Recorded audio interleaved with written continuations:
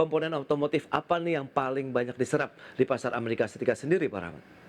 Ya, kalau kita lihat dari pasar ya, Amerika itu pasar terbesar kedua ya, setelah Cina, gitu kan ya. Oke. Artinya memang menarik, gitu kan Iya ya, iya. menarik untuk industri otomotif dan komponennya, gitu kan ya. Mmm, Sehingga karena memang untuk otomotif sendiri, kendaraan sendiri itu masih agak kesulitan ke Amerika, sehingga yang kita oke. coba dorong industri komponennya. Karena kenapa?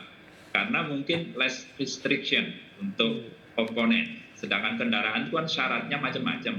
Dari sisi safety, dari sisi CO2, nah itu syaratnya agak susah.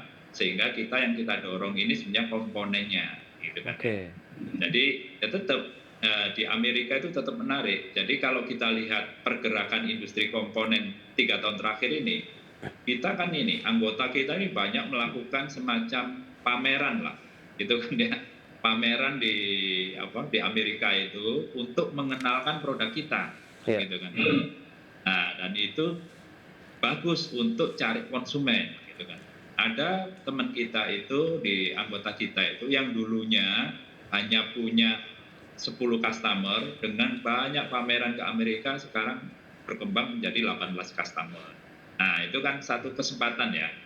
Jadi memang COVID itu satu sisi memang memberikan berkah buat kita, gitu kan. Jadi kita Mmm, berusaha untuk ekspor, oke. untuk menjaga kapasitas produksi kita. Mmm. Baik, lantas sejauh mana dukungan pemerintah untuk industri otomotif nasional? Kita akan bahas lebih jauh di segmen berikutnya. Kita akan jeda kembali sebentar Pak Yanes dan juga Pak Rahmat. Dan pemirsa, kami masih akan segera kembali sesaat lagi.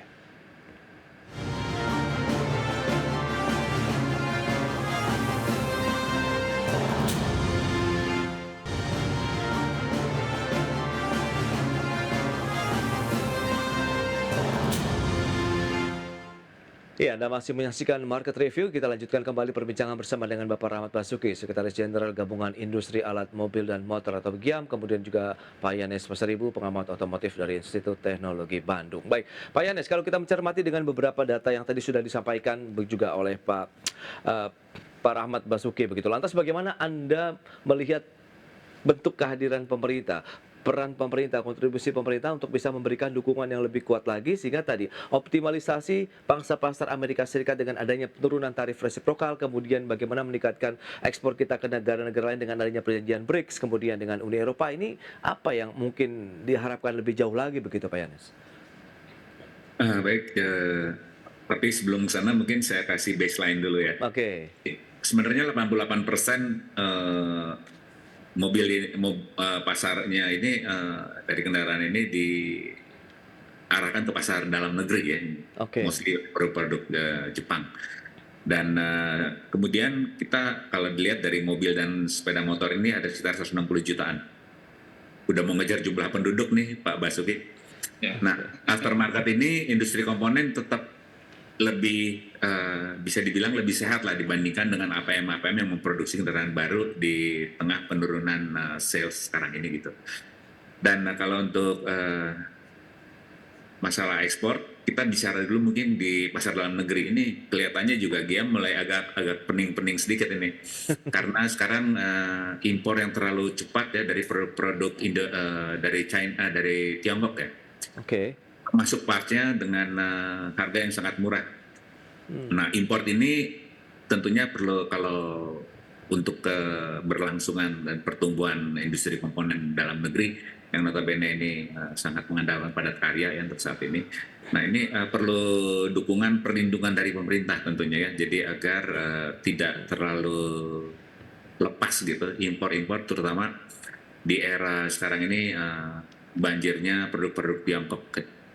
Ini perlu dikontrol sambil menjaga agar jangan sampai Hmm.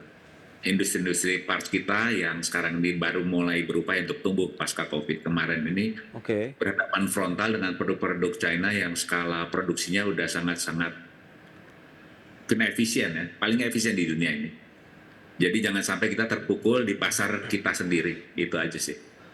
Baik baik. Nah, Pak Rahmat, nah apa yang bisa kita lakukan begitu strategi tadi, selain kita juga mengoptimalkan pasar luar negeri, tapi domestik pun harus tetap kita jagain begitu nih Pak Rahmat? Ya, benar. Jadi kalau kita lihat memang yang dikatakan Pak Yanus tadi benar. Jadi untuk kita namanya replacement part ya, Hmm, yang ada di aftermarket kita, ini memang akhir-akhir ini diserbu dari Tiongkok. Nah, oke. ya, jadi itu yang memang harus kita jagain. Yang notabene sebenarnya kita bisa, tapi karena persaingan harga segala macam, kan mereka skala ekonominya kan cukup bagus itu, sehingga mereka bisa lebih murah. Dan kita sudah bicara juga dengan pemerintah, terutama Kementerian Perindustrian ya. Jadi ini gimana caranya menjaga pasar dalam negeri kita ini supaya kita nikmati sendiri, gitu kan ya. Jadi memang replacement part ini kebutuhannya besar, meskipun replacement part itu kebanyakan sifatnya yang fast moving ya, Ya. yang gampang ganti lah, gampang ganti. Tapi itu memang opportunity-nya gede, sehingga kita inilah coba melakukan semacam assessment ya, mana-mana aja yang impornya besar, paling enggak nanti dari pemerintah itu akan mengeluarkan semacam standar gitu ya, SNI. Jadi itu kan sebenarnya perlindungan juga ke konsumen. Bisa aja murah, tapi mungkin kualitasnya nggak jamin ke konsumen. Terutama untuk part-part yang sifatnya keamanan ya, Iya, keamanan seperti brake pad, dan itu kan sangat safety sekali. Jadi itu mungkin pemerintah akan coba cari cara lah, di oke. samping untuk keperluan konsumen juga membatasi impor ini jangan sampai enak gitu aja gitu kan ya, sehingga Iya, opportunity ini industri kita jadi kehilangan opportunity, yang mana industri ini kan juga ini tenaga kerja juga kan gitu kan ya. betul. Nah itu sama juga dengan yang sekarang fenomena apa ya, kita itu kan ini di-challenge lah sama pemerintah itu untuk selalu TKDN, karena Iya. TKDN itu memang memberikan dampak yang positif terhadap industri dan tenaga kerja gitu kan. Nah itu. Oke. Iya, iya, iya. Nah, terakhir, Pak Rahmat, Anda melihat bagaimana optimisme Anda, kemudian, proyeksi Anda juga akhirnya terkait dengan industri komponen otomotif dengan adanya tarif resiprokal yang sudah turun jadi 19%, kemudian upaya-upaya tetap dijaga begitu, mungkin safeguard yang juga dilakukan untuk industri otomotif nasional, Pak Rahmat? Ya, seperti saya bilang tadi ya, sebenarnya kita ke Amerika masih optimis bisa bisa compete lah gitu Oke, kan ya, bisa compete. Satu sisi kita memang nggak menampilkan, kita harus berusaha diversifikasi ke negara lain, seperti yang tadi di awal ya. Jadi kita sebenarnya ekspor komponen itu sudah lebih dari ke 100 negara. oke, Cuman kan ya ada yang kecil, ada yang besar. Jadi kita coba sekarang ini yang pasar-pasar besarnya lah.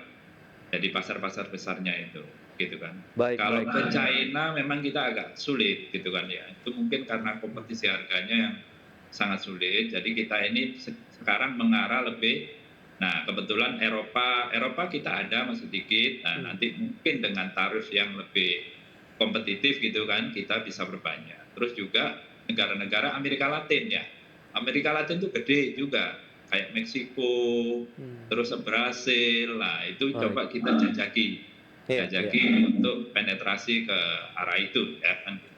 Baik, berarti memang masih banyak peluang yang mungkin masih bisa disasar begitu ya untuk melakukan diversifikasi negara tujuan ekspor sambil kita bisa mengoptimalkan pangsa pasar Amerika Serikat yang terbesar kedua juga nih sebenarnya untuk industri komponen otomotif Indonesia. Baik Pak Rahmat, Pak Yanes, terima kasih banyak atas informasi, update dan insight yang sudah diberikan nih kepada pemirsa IDXL pada hari ini. Selamat melanjutkan aktivitas Anda kembali, salam sehat. Sampai berjumpa kembali Pak Yanes, Pak Rahmat Basuki, terima kasih. Ya, Terima makasih. kasih, sampai Terima jumpa lagi. kasih.